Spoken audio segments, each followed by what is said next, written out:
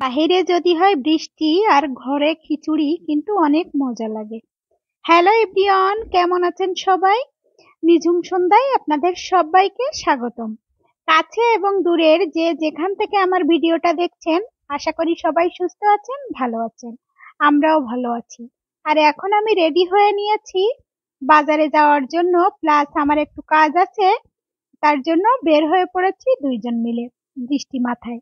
দেখেন গুড়ি গুড়ি বৃষ্টি পড়ে আর আমরা বের হয়ে পড়েছি। আর এই পানা পুকুরটা দেখেন, কিছুদিন আগে দেখেছিলাম যে অল্প পরিসরে পানা আছে, কিন্তু আজকে দেখি পানাতে একেবারে লেকটা কিংবা পুকুরটা একেবারে আটকে গেছে। তো বৃষ্টির সময় দেখেন রাস্তাঘাট অনেক ভেজা ভেজা। এই দিন ধরে অবশ্য একটানাই বৃষ্টি পড়ছে, কিন্তু তারপরে আজকে যেন বৃষ্টি থামছেই না কোনোভাবে, গুড়ি গুড়ি গুড়ি গুড়ি পড়তেই আছে। কিন্তু মানুষের যে মানুষগুলোর আসলে বাইরে বের হওয়ার প্রয়োজন, তারাই ছাড়া কিন্তু এখন কেউ বাহিরে বের হচ্ছে না। তো আমাদের যেহেতু প্রয়োজন, ওই জন্য আমরা বাইরে বের হয়ে পড়েছি। তো প্রয়োজন ব্যতীত এই বৃষ্টি মাথায় আসলে কেউ বের হবে না। তো যাই হোক না কেন, আমরা গিয়েছিলাম একটু বাজারে। তো বাজার থেকে চলেও এসেছি বাড়িতে সমস্ত সব কাজ মিটিয়ে।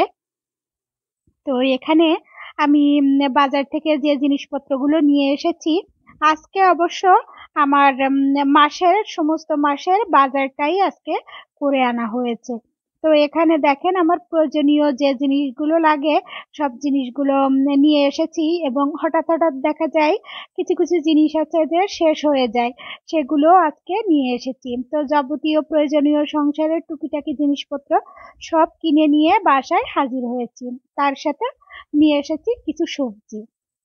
তো কিছু কিছু করে আছে বাসায়, তাও ভাবছি যাতে শেষ না হয়, শেষ হওয়ার আগের থেকেই সব বাজারগুলো আসলে করে নিয়ে চলে এসেছি, যাতে বারে বারে দোকানে না যেতে হয়। ওই জন্য আমি মূলত একবারেই বাজার করার চেষ্টা করি। তো এখানে আমি আমার সংসারে টুকিটাকি যে জিনিসপত্রগুলো শেষ হয়ে গিয়েছিল, যেমন গোটা জিরা, তারপরে লবণ, হলুদ, মরিচ, তারপরে চা পাতি, অবশ্য অল্প পরিসরে সবকিছুই ছিল, কিন্তু তারপরেও ভাবলাম যে দোকানে যেহেতু এসেছি তখন সবকিছু নিয়েই যাই, ওই জন্য নিয়ে এসেছি। আর একটা সংসারের দেখবেন সমস্ত খেয়াল আসলে মহিলা মানুষেরই রাখা লাগে। ওই জন্য দেখা যায় আমার হাজবেন্ড তো যেহেতু একটা জব করেন, উনার অতটা বেশি এই দিকে খেয়াল নেই। তো আমি যেহেতু সংসার চালাই, আমি সংসার গোছাই, তো সব খেয়াল তো আমাকেই করতে হবে। ওই জন্য কোনো জিনিসপত্র শেষ হওয়ার সাথে সাথে আমি একটু লিখে রাখি আসলে কোন জিনিসটা শেষ হলো, কোনটা নিয়ে আসতে হবে। তো পরবর্তীতে যখন দুজন মিলে একসাথে বাজারে যাই তখন কিন্তু সব নিয়ে আসি। তো আজকে তেমনই নিয়ে এসেছি। তো বাসায় আসার পরে বাজারগুলো গোছানোর পরে দেখি প্রচন্ড রকমের বৃষ্টি শুরু হয়েছে। তো আমি একটু হাত দিয়ে বৃষ্টিটা ছোঁয়ার চেষ্টা করছি। কেন জানি না বৃষ্টি পড়লেই আমার একটু বৃষ্টি ছুঁতে ভালো লাগে। তো বৃষ্টিতে ভিজলে আমার অবশ্য একটু ঠান্ডার সমস্যা রয়েছে, ওই জন্য বৃষ্টিতে অত বেশি আমি ভিজতে পারি না।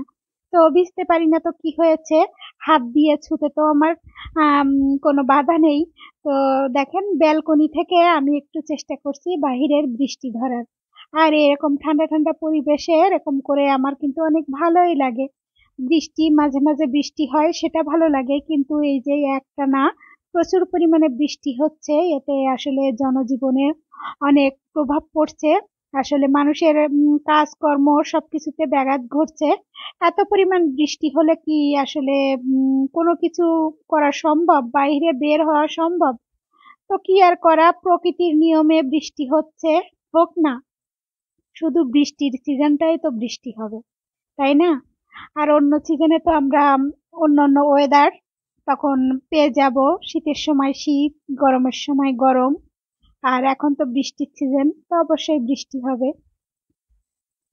আমরা কোনো সময়কে আটকে রাখতে পারি না, যে সময়ের যে কাজ ওখানে তখন সে বৃষ্টি কাজ ছুতে হবেই। ছুতে আমি কিন্তু একটু চলে এসেছি এদিক, যে বাজারগুলো আমি নিয়ে এসেছিলাম সেই বাজারগুলো একটু গুছিয়েও নেওয়ার চেষ্টা করছি। তো এখানে কিছু নিয়ে এসেছি মুসুর ডাউল। তো মুসুর ডাউল গুলো আমি একটা বক্সে ঢেলে নিচ্ছি। আর এভাবে করে কিন্তু আমি বাজার থেকে বাজার করে আনার সাথে সাথেই আমার হাজবেন্ড হোক আর আমি হোক বাজারে গেলেই যখন বাজার করে নিয়ে আসি, সব বাজারগুলো খুব সুন্দরভাবে গুছিয়ে রাখার চেষ্টা করি। তো আমার বেশ ভালো লাগে গুছিয়ে সংসারী করতে। তো জানি না কতটা কি আমি পেরে উঠি। আম, আমার নিজের কাজ তো আর নিজে এইভাবে আম, বলা যায় না, ওই জন্য বলছি।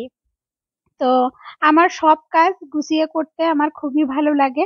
আর বাজার ঘাট আনলে তো আমি সমস্ত বাজার সাথে সাথে কিংবা যদি যেদিন বেশি কষ্ট হয়ে যায় সেদিন একটু দেরি করি, তারপরে পরবর্তীতে কিন্তু সব একে একে গুছিয়ে ফেলি। তেমনি আজকে প্রয়োজনীয় জিনিস যেগুলো আমার মশলাপাতি, তারপরে ডাউল, চা পাতা, চিনি, জিরা, এগুলো আমি আমার কাচের জারগুলোতে আস্তে আস্তে কিন্তু ঢুকিয়ে নিচ্ছি। আর এই জারগুলো ব্যবহার করারও অনেক সুবিধা রয়েছে। কাঁচের জারগুলোই অনেকদিন সংরক্ষণ করে রাখা যায় এবং ভালোও থাকে। কাঁচের জার ব্যবহার করা আসলে অনেক ভালো। আমরা এখন যেহেতু প্লাস্টিকের যুগ, তো প্লাস্টিকটাই বেশি ব্যবহার করে থাকি। কিন্তু আমি অনেক আগে দেখেছি আমার মা ঠাকুমা এনারা কাঁচের বোতল কিংবা কাঁচের জার এগুলোই ব্যবহার করতেন। এবং আচার সংরক্ষণের ক্ষেত্রে তো কাচের জারের কথা আর কি বলবো, এখনো কাচের জারে সবাই আচার কিন্তু রৌদ্রে দেয়। আর আমি ছোটবেলায় দেখেছি আমাদের কাচের বোতলেই তেল রাখা হতো। তারপরে কাচের যে মশলাদানিটা ছিল, কাচের মশলাদানিতেই মশলাগুলো সংরক্ষণ করে রাখা হতো। যে কাচের বড় বড় আসলে বক্স যেগুলো, মানে জার যেগুলো আছে, এই জারগুলোতেই দেখেছি আমার মা এবং ঠাকুমাকে জিনিসপত্রগুলো রেখে দিতে। এবং সেগুলো অনেকদিন ভালো থাকতো। কাচের জার কিন্তু জিনিসপত্র সংরক্ষণের ক্ষেত্রেও অনেক ভূমিকা পালন করে। যেমন ফ্রিজে যে কোনো জিনিস, যেমন আচার জাতীয় সবকিছু আপনি প্লাস্টিকের বক্সে রেখে দেখবেন এবং কাচের যে জার, সেই জারগুলোতে রেখে দেখবেন, দেখবেন কাচের যে জার সেই জারগুলোতে অনেকদিন ভালো থাকে। সব জিনিসই আসলে কাচের যে জিনিসগুলো, সেই জিনিসগুলো ব্যবহার করার আসলে মজাটাই আলাদা। আমরা অবশ্য ভেঙে যাওয়ার ভয়ে অনেক সময় ব্যবহার করতে ভয় পাই। যেমন আমি, আমার হাত থেকে তো যে কোনো জিনিস হঠাৎ হঠাৎ পড়ে যায়, আমি ভেঙে ফেলি। আমি আজ পর্যন্ত যে কত আসলে সিরামিক্সের জিনিস এবং কাঁচের জিনিস নষ্ট করে ফেলেছি সেটা আর বা নাই বা বলি। তো অনেক জিনিসই আমার হাত থেকে নষ্ট হয়েছে। মেইনলি আমার বিয়ের পরেই অনেক জিনিস নষ্ট হয়েছে। যেমন আমার হাজবেন্ডের অনেকগুলো প্লেট এবং গ্লাস ছিল। তো সেখান থেকে 12 পিস গ্লাস এবং 12 পিস প্লেট থেকে হয়তো বা 2টা প্লেট আর গ্লাস তো একটাও নেই। তো এই অবস্থা, আমার হাত থেকে প্রচুর পরিমাণ জিনিসপত্র পড়ে ভেঙে যায়। আর যে কাচের বক্স, আমি আমার বিয়ের পরে এসে দেখি আমার শাশুড়ি মা হয়তো পাঠাতেন ওনার জন্য কোনো খাবার দাবার কাচের বক্সে করে। তো কাচের বক্সে দেখেছি তেঁতুল রাখা ছিল। তো সেই বক্সগুলো আমি তেঁতুল খাওয়ার পরে ধুতে যেয়ে হয়তো ভেঙে ফেলেছি, হাত থেকে পড়ে কিংবা বিভিন্ন কারণে ভেঙে গেছে, এমনটাই হয়েছে। তো ভয় পান সবাই, ওই জন্য আমি পরবর্তীতে স্টিলের জিনিস এবং প্লাস্টিকের জিনিস ব্যবহার করতে শুরু করি। কিন্তু আসলে এখন আবার মনে হয় কি, না একটু কাঁচের জিনিস ব্যবহার করি। এখন যেহেতু অনেকটাই মনে হয় আমি বড় হয়ে গেছি আগের তুলনায়। আম, আগে তো তখন যখন বিয়ে হয়েছিল তখন আসলে বাচ্চা সুলভ আচরণও ছিল আমার ভিতরে কিছুটা। আর অত বেশি বুঝতাম না, জিনিসপত্রের পরিচর্যা করতে বুঝতাম না। ওই জন্য দেখা যায় কত জিনিসপত্র কতভাবে নষ্ট করে ফেলেছি তার কোনো ঠিক ঠিকানা নেই। কিন্তু এখন যেহেতু অনেক দিন হয়ে গেছে আর এখন সংসারের প্রতি, নিজের সংসারের প্রতি মায়া জন্মে গেছে, ওই জন্য যে কোনো জিনিস আমার আসলে রাখতে গেলেও একটু সাবধানে রাখার চেষ্টা করি। তো যাই হোক, অনেক কথাই হলো। দুপুরে রান্না বান্নার টাইমও হয়ে গেছে। তো আজকে যেহেতু অনেক দেরি হয়ে গেছে, এখন প্রায় 1টা মতো বেজে গেছে। তো ভাবলাম যে এখন ভাত এবং তরকারি সবটাই রান্না করতে অনেক দেরি হয়ে যাবে, বাইরে যেহেতু বৃষ্টি পড়ছে, ওই জন্য একটু খিচুড়িও তৈরি করি, সহজ রান্না। তো দুপুরবেলা দেখেন বৃষ্টি, বৃষ্টিমুখর দুপুর, আমি খিচুড়ি রান্না করার জন্য চলে এসেছি এখানে। আর আমার হাজবেন্ড খিচুড়িটা খেতেও অনেক পছন্দ করেন।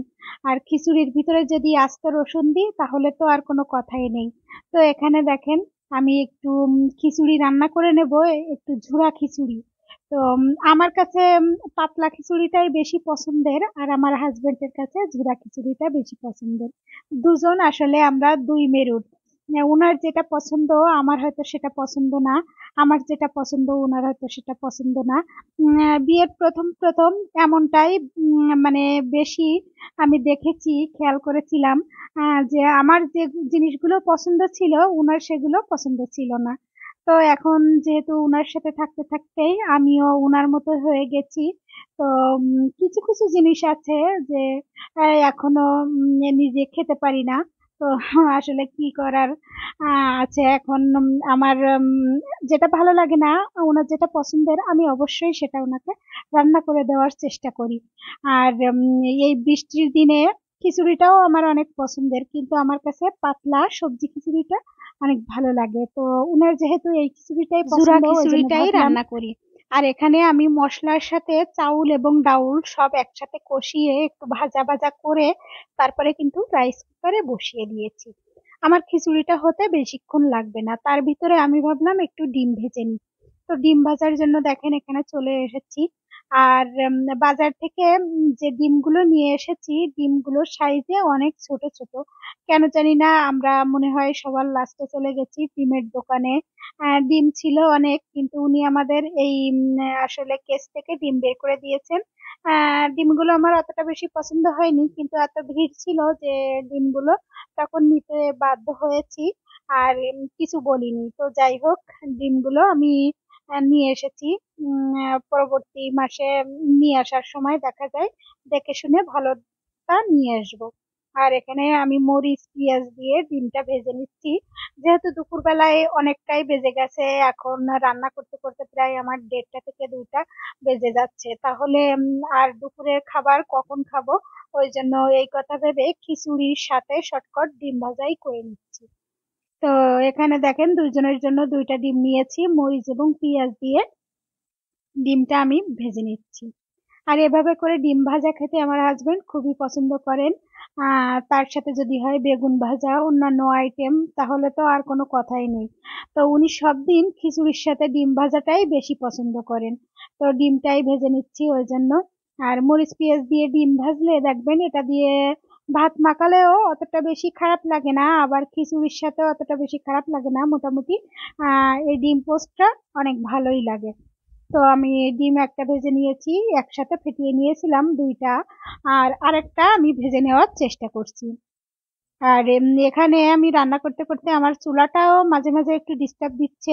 আসলে চুলাটার বয়স যেহেতু অনেকদিন হয়ে গেছে, 2-1টা পা তো ক্ষয়ে গেছে, ওই জন্য চুলাটা একটু ডিস্টার্ব দিচ্ছে। না হলে আমার চুলাটা যেহেতু অনেক বড় অতটা বেশি সমস্যা হয়নি আজ পর্যন্ত, কিন্তু একটা পাত ক্ষয়ে যাওয়ার কারণে এই সমস্যাটা হয়েছে। আর দেখেন ডিমটা ভাজতে গিয়ে উল্টাতে গিয়ে কিন্তু প্রায়শই এরকম সমস্যায় অনেকেই পড়েন। তো আমি এই অংশটা আর কাটিনি, রেখেই দিয়েছি। তো পরবর্তীতে ডিমটা চারিপাশ গুছিয়ে তারপরে কিন্তু এক জায়গায় করে আমার এরকম হয়েছে, দেখতেই পাচ্ছেন। তো ডিমটা যাই হোক আমি এক জায়গায় করে ভেজে নিয়েছি, আমি ছড়াতে দেই নাই। যে কোনো জিনিস আমার কাছে মনে হয় গুছিয়ে রান্না বান্না বলেন সংসারের সব কাজ গুছিয়ে করলেই কিন্তু ভালো লাগে। তো অনেকেই আছেন যে শুধু বাইরেটাই সাজগোজ করতে পছন্দ করেন, আসলে নিজেকে সুন্দর পরিপাটি রাখতে পছন্দ করেন। ঘর বাড়ি কেমন থাকলো এটা তার কাছে ম্যাটার করে না, কিন্তু আমার কাছে ওটা না। আমি মনে হয় যে আমি নিজে যেমন আছি আম, আছি আহ, আমার ঘর বাড়িটা আমার জিনিসপত্রগুলো আগে পরিষ্কার পরিচ্ছন্ন করি, এটাই আমার কাছে ভালো লাগে। তো দেখেন এখানে আমি খিচুড়িটা এই রেডি করে নিয়েছি, এখন আমার হাজবেন্ডকে খেতে দেব। আর এখানে রসুনটা নিয়েছি আমি, যে রসুন দেখেছিলেন আপনারা রান্নার সময়, তো রসুনটা নিয়েছি আর তার সাথে নিয়েছি একটা কাঁচামরিচ, সাথে এক পিস লেবু, আর পেঁয়াজ দিয়েছি আমি, রিং পিস, আর ডিম ভাজা। তো এটা ছিল আমাদের লাঞ্চ মেনু, আজকে শর্টকাট লাঞ্চ মেনু। কি আর করা, বৃষ্টিমুখর দিনে খিচুড়ি খেতে আহামরি খারাপ লাগবে না, তাই না? আসলে অনেক ভালো লাগবে খিচুড়ি খেতে, আর আমার হাজবেন্ড কিন্তু দেখেন অনেক মজা করেই খাবে। এর ভিডিওটা আর কন্টিনিউ করছি না, যদি ভালো লেগে থাকে তাহলে লাইক, কমেন্ট, শেয়ার এবং সাবস্ক্রাইব করে আমার নতুন বন্ধু হয়ে আমার সাথে থেকে যেতে পারেন। সবাই সুস্থ থাকবেন, ভালো থাকবেন, দেখা হবে পরবর্তী কোনো ভিডিওতে। ধন্যবাদ সবাইকে।